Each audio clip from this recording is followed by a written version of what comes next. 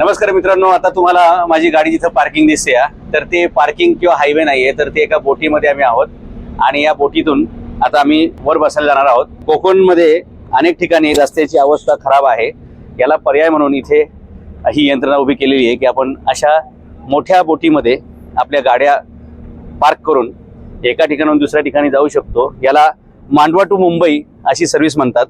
इथे बसण्यासाठी जागा आहेत सगळ्या आणि छानपैकी एक अद्भुत असा प्रवास होऊ शकतो। तुमचा वेळ वाचतो, तुम्हाला निसर्गाच्या माध्यमातून म्हणजे निसर्ग पाहत पाहत तुम्हाला प्रवास करता येतो।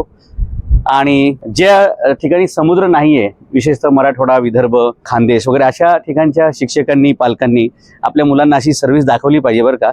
हा रस्ता आहे, तिकडून तो रस्ता इथे या पुलाने जोडला जातो आणि इथून गाड्या सगळ्या आतमध्ये येतात आणि गाड्या आतमध्ये आल्यानंतर हा जो मधला स्पेस आहे, इथे सगळे लोक बसतात आणि जो मधला स्पेस आहे त्या मधल्या स्पेसमध्ये सगळ्या गाड्या पार्क होतात। म्हणजे एकाच वेळी गाड्या माणसं जवळपास 300 गाड्याच्या मध्ये बसतात या पार्किंगमध्ये आणि हजारो माणसं एका ठिकाणून दुसऱ्या ठिकाणी, मांडवा टू मुंबई काही किलोमीटरचं अंतर काही मिनिटामध्ये, पण कुठेही खड्डा नाही, स्पीड ब्रेकर नाही आणि खूप चांगल्या प्रकारचा प्रवास ज्यांना करायचा आहे त्यांच्यासाठी ही उत्तम योजना आहे।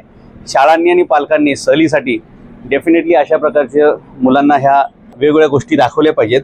पर्यटन याच्यातून मुलांना खूप चांगली शिकायला भेटतात काही गोष्टी आणि त्याच्यासाठी असे वेगवेगळ्या प्रकारचं आपण मुलांना शिक्षण दिलं पाहिजे।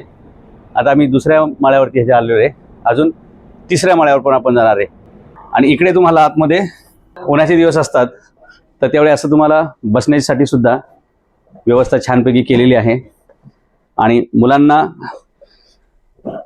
प्रवास घडवण्यासाठी एक छानपैकी प्रकारचा हा अद्भुत असा अनुभव असतो।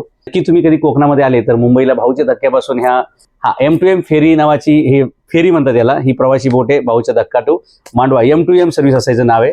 तुम्ही जेव्हा पण मुंबईला येताल किंवा कोकणात येताल, इकडून तिकडे किंवा तिकडून इकडे जरूर या छानपैकी सेवेचा, पर्यटनाचा आनंद घ्या। कोकणात जास्तीत जास्त या, जेणेकरून कोकणाचं पर्यटन वाढेल आणि कोकणी माणसाच्या उत्पन्नामध्ये थोडासा हातभार लागेल। धन्यवाद।